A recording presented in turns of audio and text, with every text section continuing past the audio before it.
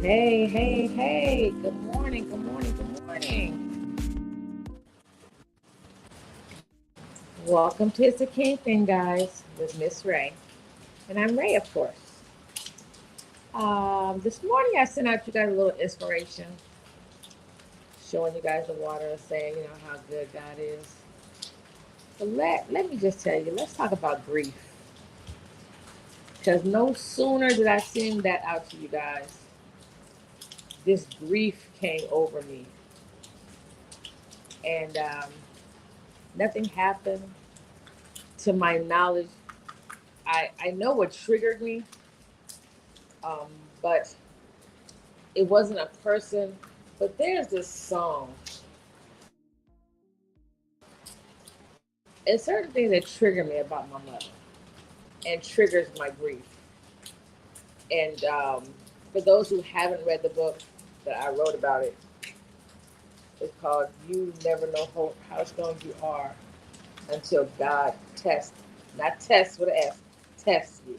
Because it was that one test that took me out. That one test that I thought I would never make it through. So, in the book I wrote about it and what she meant to me and how I didn't think I would make it and how God kept me in spite of me. Um, and this morning, that somebody had played this song. I said, I always love my mama. Let me tell you, I have been triggered ever since that song. Every single time I hear it, even if I only listen to the first few words before I can skip it, it just takes me to a place of sheer loss. And grief, grief is a motherfucker. It can come when you having the bestest. I know that's not a word, but I'm saying it. The bestest of days. It just comes in and it takes your soul. It'll come out of nowhere when you least expect it. I am sitting in the most beautiful place, and that grief has come in and has robbed me of my peace today. People always tell you, you'll get over it, you'll get over it. They are a fucking lie. You never get over it. It becomes bearable, tolerable, but you never get over it. So I don't want you to think that it's been this long, you got to stop this, and it's been this long, and you can't feel that. Because it's a lie until somebody has walked in your shoes, not their shoes, your shoes. Tell them to mind their business. Everybody didn't have the kind of relationship that I had with my mother. They didn't, and I get it. I understand it, and I'm sorry for you. I'm sorry for you because even though the grief comes, I'm grateful to have loved somebody that just loved me unconditionally, good, bad, or indifferent. Ride or die, that was her. I never imagined living my life without my mother. That was never, ever, ever, ever in my plan. I always told her, how I wanted to go. I said, cremate me and bury me near a club so I can hear some music. Like, put me in something fly and red and cremate me in a fireplace so I could hear some music. And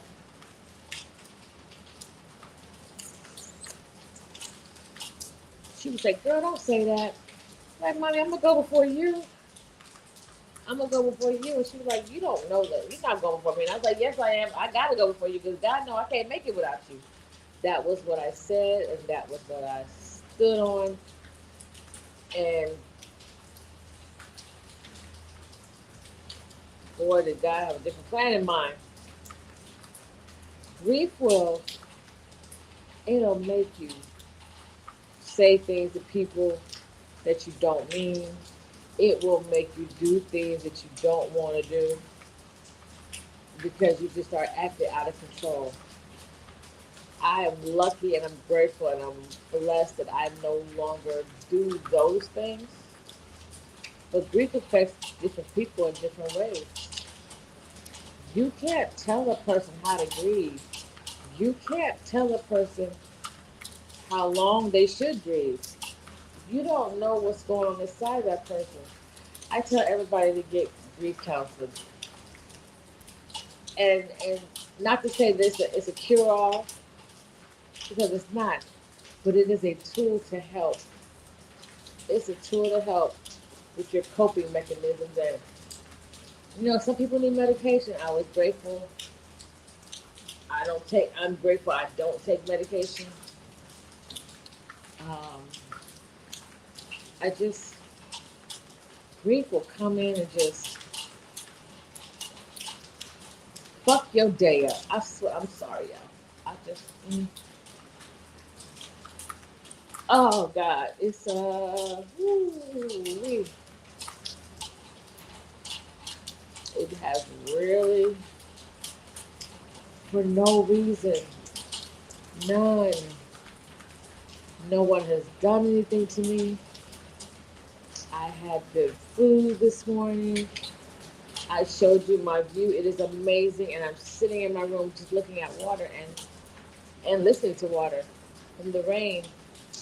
And all of a sudden, that song came on, and it just triggered me, and it triggered me to a place of I just want to cry and say I want my mama. And if I can't be transparent with y'all, who I cannot be transparent with, like who can I really be my authentic self? But I always tell you guys, I never did this podcast to be famous or to be rich.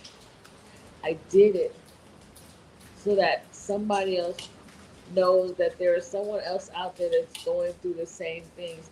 You're not by yourself. And maybe when I was going through this, if there was something like this when I was going through, maybe it wouldn't have been so bad. Maybe I would have attempted suicide. Maybe I would have thought like I was all alone. Maybe I would have just felt like I could have called on somebody. So that's what I do it for. So don't think because you see me in movies and on TV and hanging out with these people that I got it all together. Because I'm just as human as you. I'm just as flawed as you. I'm just grateful that God continues to keep me in spite of myself. And, you know, I don't always do right. I try very hard to do right.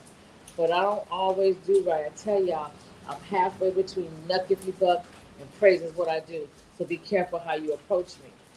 Some days you may catch me out in traffic and I may be nice and personal. Hey, how you doing? Sure, we can take a picture, blah, blah, blah, blah. And some days I'm like, maybe today I don't really feel like it. So if you're up for a lot of conversation, I'm not with it. If you want a picture here you go. All right. And you might catch me there. I don't want no damn pictures because I don't have to take them. And that's the problem that y'all have with people in the industry. You think because we're in the industry, we have to take pictures. No, we don't. Let's be clear. No, we don't. What we have to do is get on that camera and do our job. That is it, and that is all.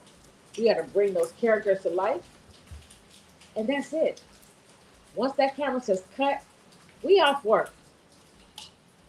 So don't think because you see us in the mall or in Starbucks or at Whole Foods that we really owe you a picture because we don't. And we have problems just like every freaking body else. We got bills to pay like everybody else. We got family members that ain't shit just like everybody else. We got family members and people that just keep sucking you and want to suck you dry like a succubus. I said what I said. I said what I said. I said what I said.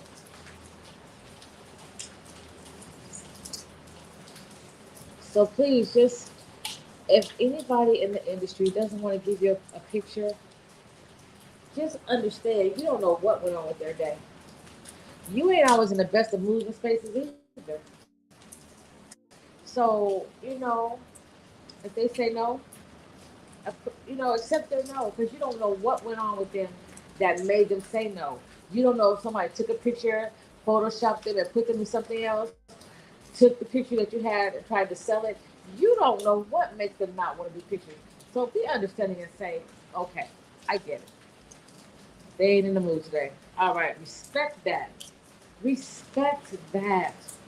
Now, most people will just be happy if you look at them, acknowledge that you know who they are, and say, okay, and keep it pushing.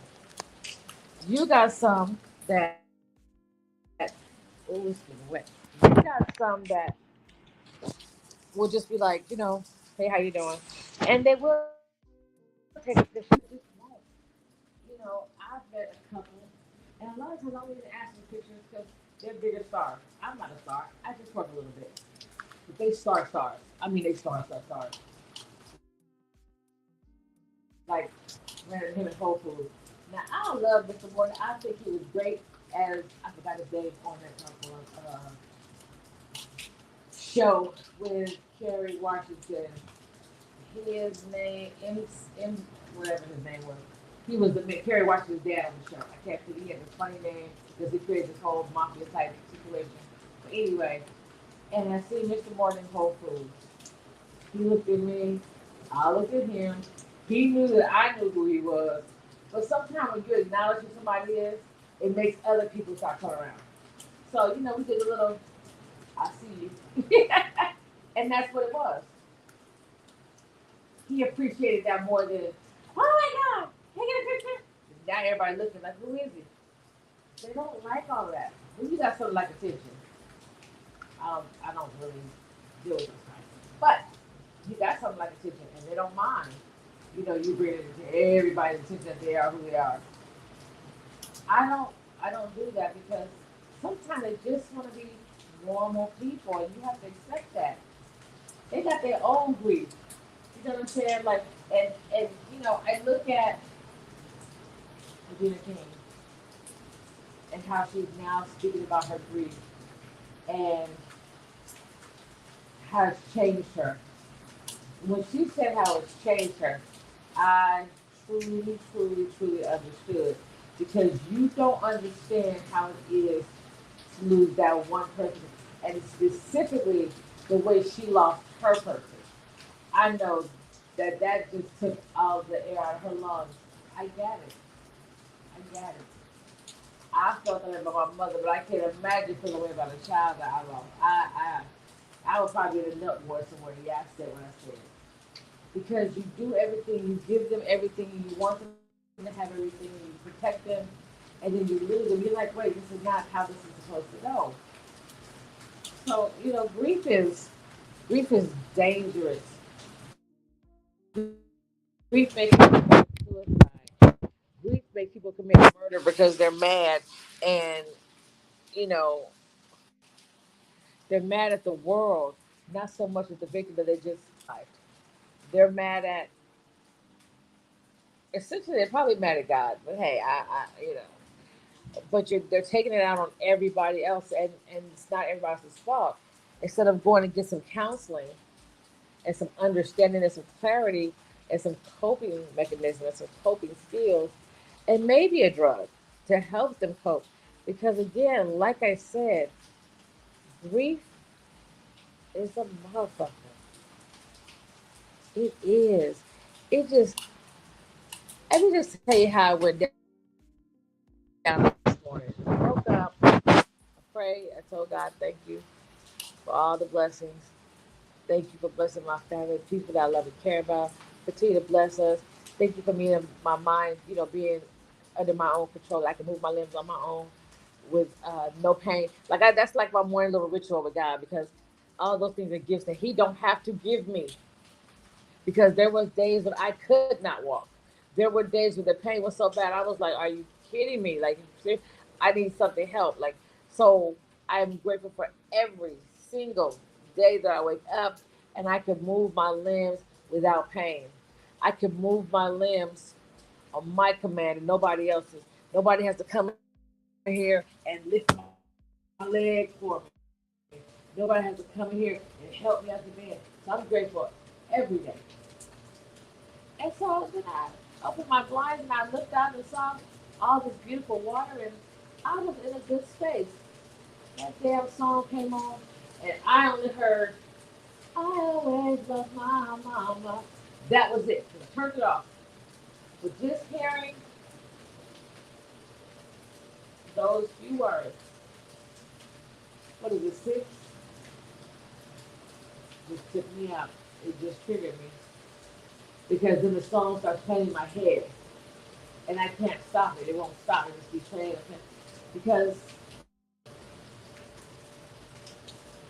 I will always love my mama. She was my favorite girl, and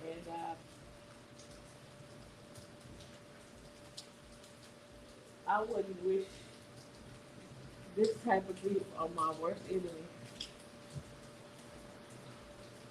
It's kind of like you don't want your kids to love you like this because you know eventually you're going to get your wings, and you don't want your kids to feel the same type of pain that you feel. Now, preferably, my kids will have had, well, I was going to say, well, preferably my kids will have had me longer than I have my mother. However, my daughter has definitely had me longer than I have my mom, which is a blessing. Which is a blessing. Because I only had my mother for 26 years. 26 years is all I had. And I wouldn't trade a single day.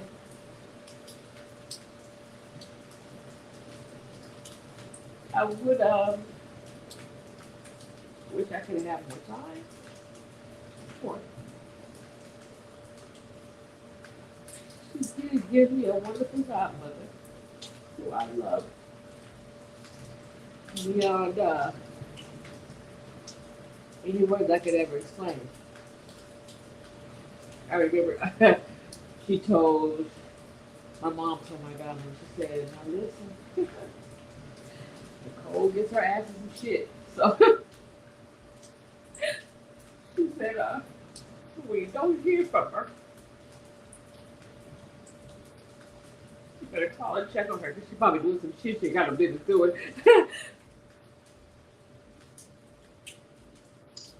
That was my mother. So if you guys are lucky enough to have your parents, your mother or your father, whichever, make sure you love them because you only get one. And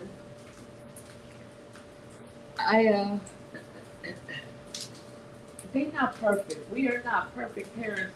You guys don't come with no darn training manual. We do the best we can and try to do better than we got. That's all.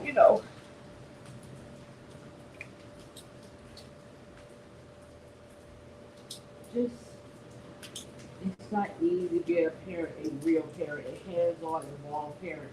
Not no goddamn YouTube or reality TV parent. There's a distinct difference. That shit is not real. I need y'all to stop believing it's not real. When your kid is sick in the morning, sick at night, sick in the middle of the night, it's you there by yourself with your kid trying to figure it out. When your kid is fighting for their life, it's you there. Nobody but you and God. That's what a parent does. You know. I remember when I moved after I had my daughter, which I think was really my mother's baby, but I mean, I used to live in Philly and New York, and she didn't miss a birthday. She got on the plane. She missed not one birthday. You hear me? That grandbaby, because that was her baby. And remember she taught my baby how to curse. My mama was a motherfucker. Boy, I tell you. Ebony, Ebony. And I'm looking at my mom, she said, and she called it Everglue. Everglue. She said, shit. I looked at my mama. We had a grocery store. We in a grocery store in the suburbs of Pennsylvania. And she teaching the baby how to cuss. And Ebony following right behind what her grandmother said. And then, she had this hunk of cheese, and Ebony's loving cheese. And she dropped the cheese, and she said, "Oh shit, Grandma!" I looked at my mom and said, "Doc gonna kill us when we get home." I'm mad the baby used it in the right context. She was one. To this day, her vocabulary is exceptional. Grief is it's a motherfucker, y'all. It really is.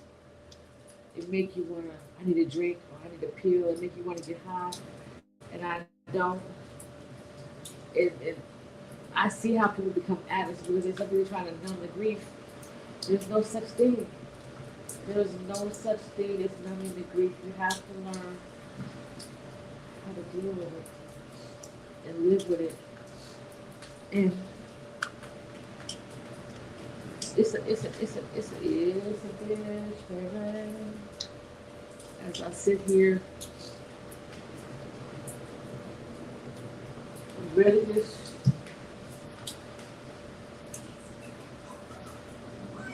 knowing that my mother is watching me and she's probably sad that I'm crying again.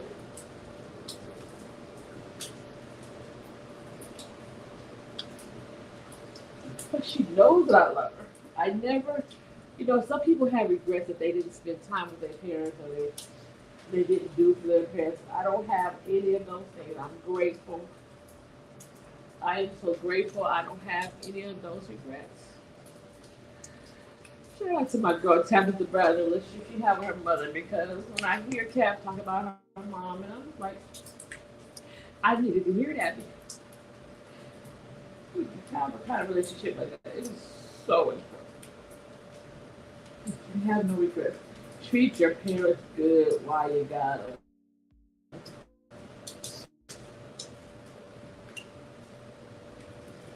Because when they go, I wish I would have did this. I wish I would have did that.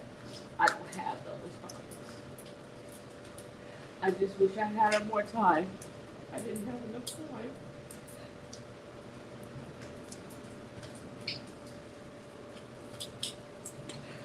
Life is short. And you don't know your expiration date. So live it to the fullest.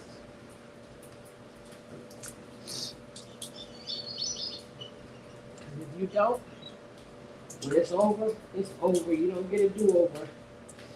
You don't get a, oh, wait, I didn't get to do this, I didn't get to do that. That's not how it works.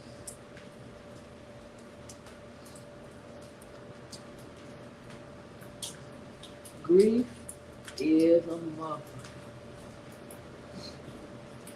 It just comes out of nowhere.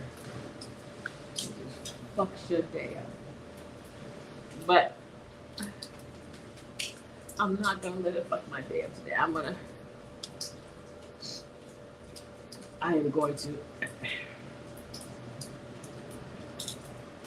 give it a few more minutes to get out my system. Because you can't wallow in it. You have to just let it out and go on about your day. And I don't tell you how to do anything that I don't do.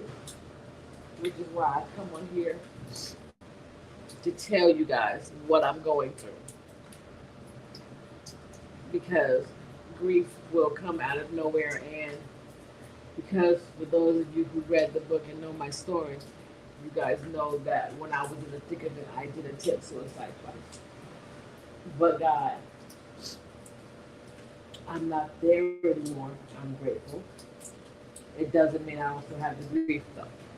And it doesn't mean that all my days are sunny, because they're not. As you can see today, and this is why I'm on here. Yeah, you see me on Instagram, on TV, on in the different movies or whatever. But there are some days that I have to coax myself to get into character because I can have had one of those triggers. I always know when my mother is talking to me because there'll be certain songs that will come on either the radio or Spotify or Pandora that never play except when she's talking to me. Or I'll find a dime. Shout out to Tabitha Brown again. Or I'll find a dime and I'll know that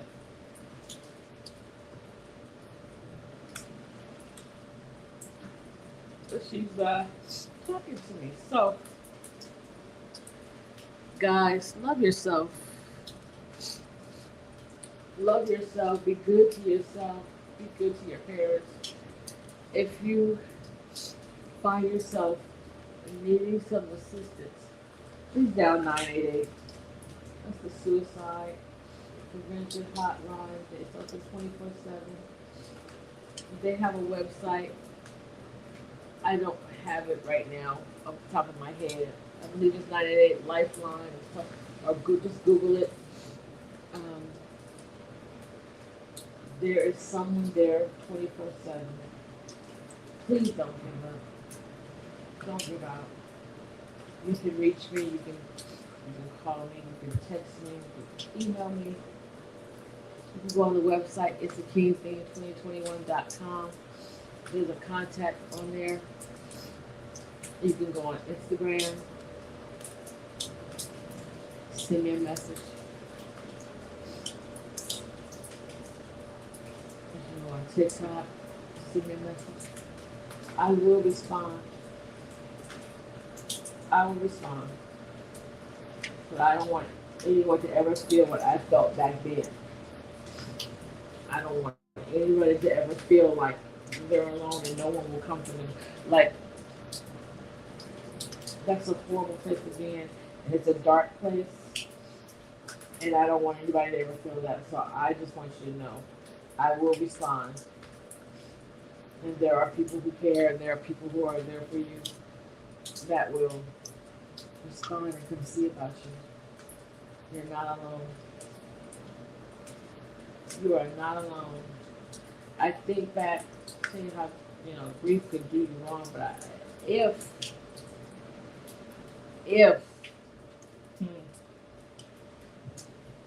if I would have succeeded in what I was attempting to do, I would not have my fine son. He's fine. He's fine. And the grandbabies that y'all know I love and adore, I didn't have them. And if I did, they wouldn't know me because I wouldn't have been here. I would not have been around the world. I would not have achieved my paralegal,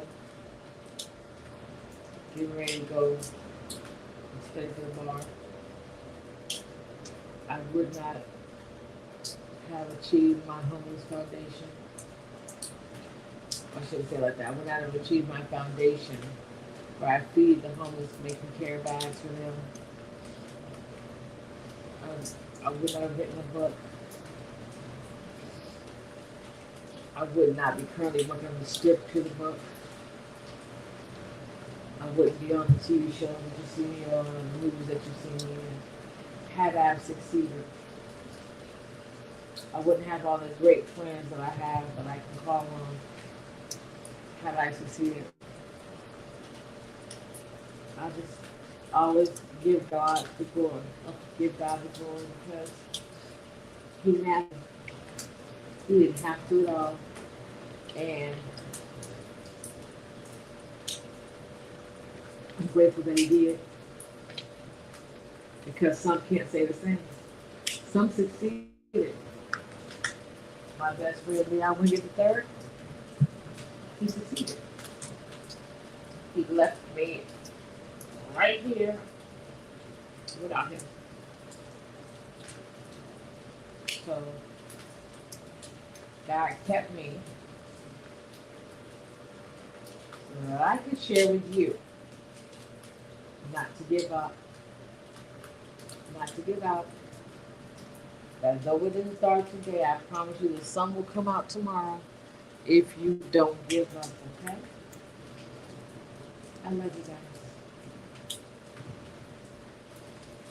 Keep smiling. Don't give up. Don't give out. Here's some rays from Ray. Woo. Thank you for coming to the podcast. It's a King thing. Make sure you like, click, and subscribe so that you don't miss any episodes. Okay? You guys have an amazing day. And if you don't you dare go mess up anybody else's, in the words of my girl Tabitha Brown,